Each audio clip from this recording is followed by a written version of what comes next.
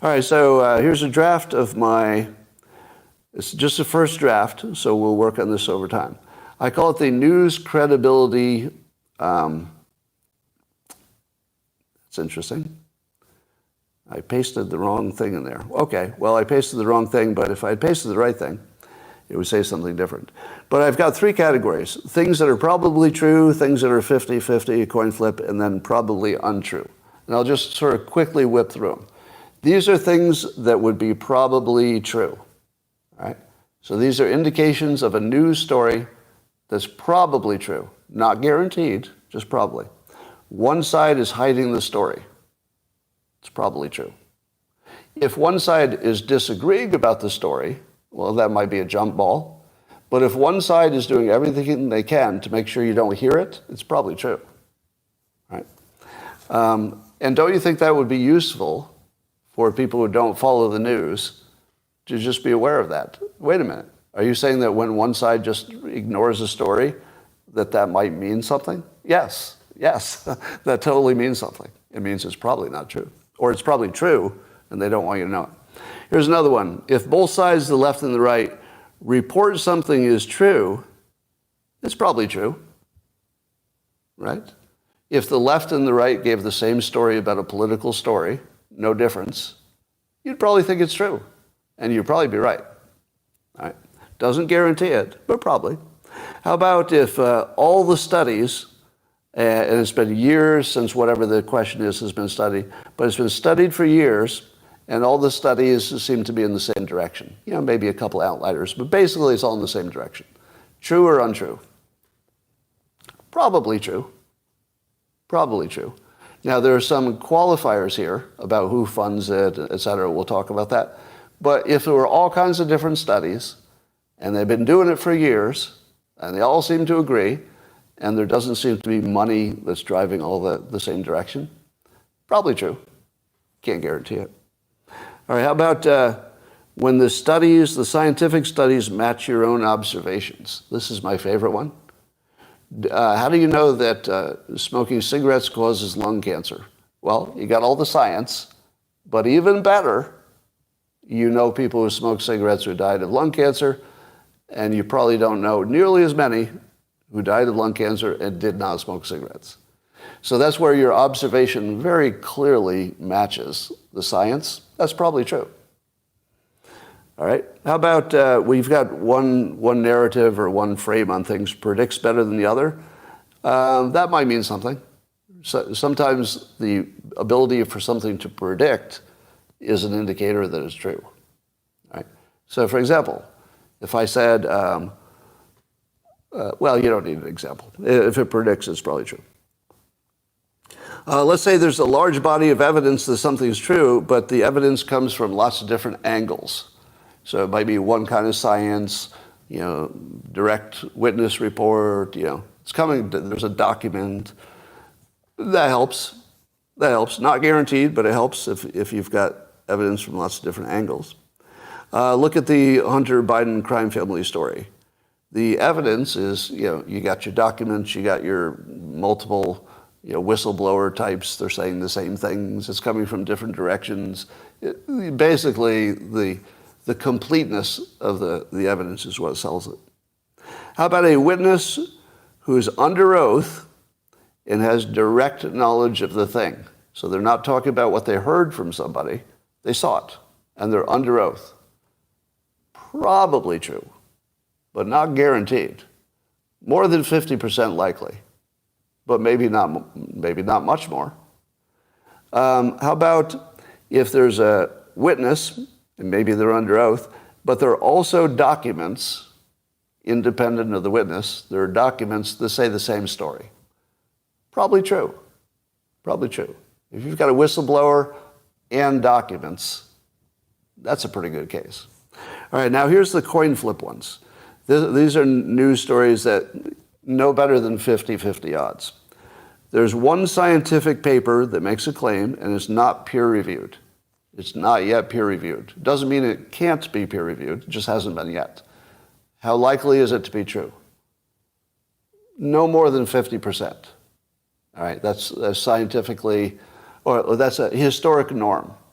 a new paper, about half the time you can't reproduce it. How about one scientific paper that has been peer-reviewed, right? The so-called preprints are the ones that are not peer-reviewed. But suppose it has been. Suppose it has been peer-reviewed. What do you give the odds then? About the same. No difference. Peer review doesn't actually have any value in increasing credibility. If you can't get a peer review, it's probably garbage, right? So if nobody will give you a positive peer review, nobody, well, that's garbage, right? If you can't even get a friend to peer review, that's not true. But just getting somebody to say, okay, it looks like you did real science, that person is not looking at your data. They're not reproducing the experiment. They're just saying, okay, on paper, it looks like you know how to do this stuff. I don't see an obvious problem. But it doesn't really mean it's true. So that's a 50-50.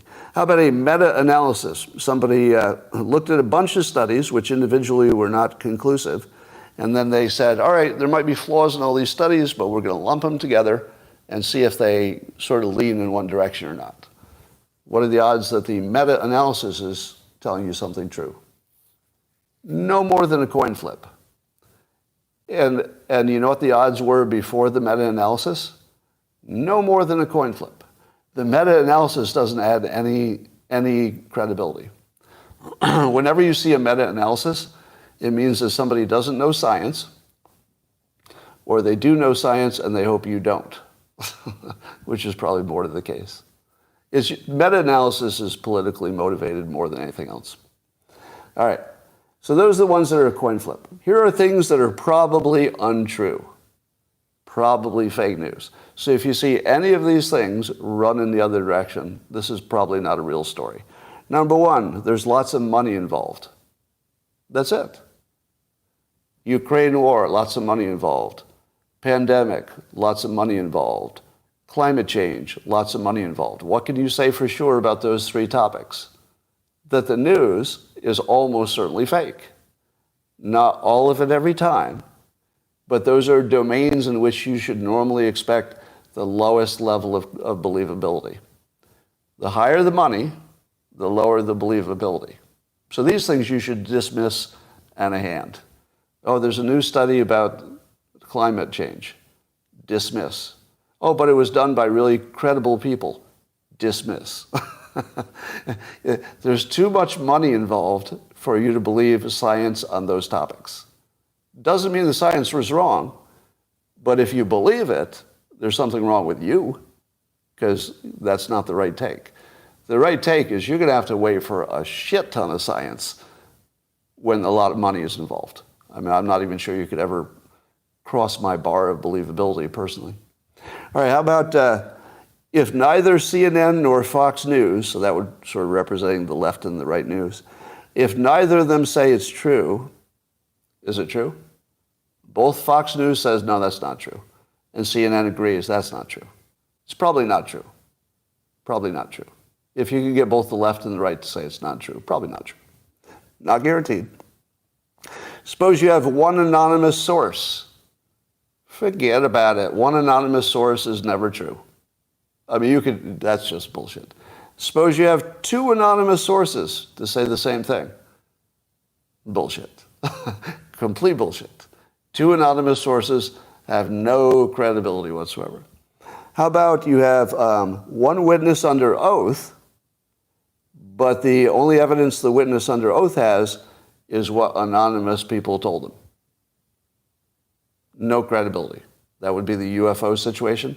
The person talking was under oath, but he couldn't get in trouble as long as he said somebody else told me, and there was no way to check whether they told him that or not. All right. How about the only evidence is, for some reason, fuzzy photos and unclear videos. And for some reason, you just can't get a clear one. That's bullshit. Right? If there was only one photo, you might say, well, bad luck, you couldn't get a clear photo. If you have multiple photos of a thing and they're all fuzzy, that's bullshit. How about there was a randomized controlled trial, which is the gold standard of good science, the randomized controlled trial, and it was funded by an interested party. Let's say a manufacturer of some sort, or or a partisan. You should give that, even though it's the highest level of science, you should give that no credibility. Because although a randomized controlled trial should be good, if it's funded by somebody who has a point of view, zero credibility. That would be the correct take on that. You should assume bad behavior. How about it's a randomized controlled trial, but you don't know who funded it? You worry, but you don't know. Complete BS. If you don't know who funded it, don't believe it. It's not good enough that you know the bad people funded it. If you don't know who funded it, that's the same thing. It's probably bad people. How about if one side, either the political left or the right, says something is true, but the other side says it's untrue? Is it true? One side says it's true, and the other side says it's untrue. Now, here I'm not talking about a narrative. Here I'm talking about a fact. Only a fact, not a whole story about how the facts fit together, but just one fact. I think if one side says it didn't happen and the other side says it did, it usually didn't happen. And it doesn't matter which way you go. It doesn't matter if Fox says yes and CNN says no, or the reverse. If one of them says it didn't happen, it probably didn't happen.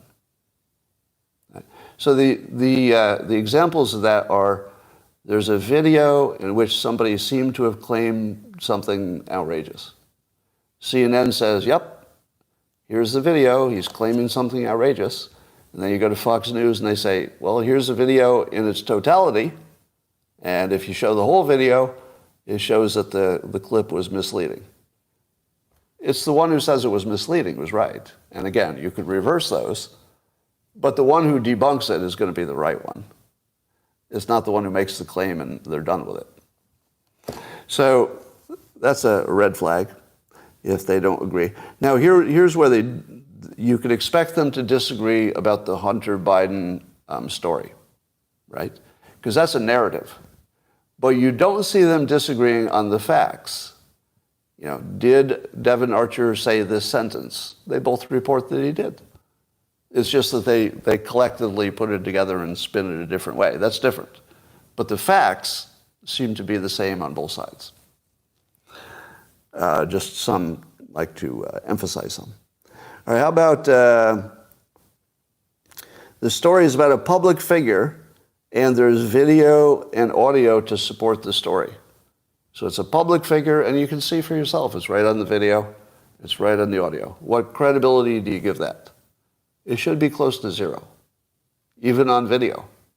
Because video is the biggest liar in the world. Do you think I'm on video saying anything that's out of context? Of course. Every public figure will tell you the same thing. If they're the subject of stories, the stories are fake. Now, that doesn't mean every fact in the story is wrong.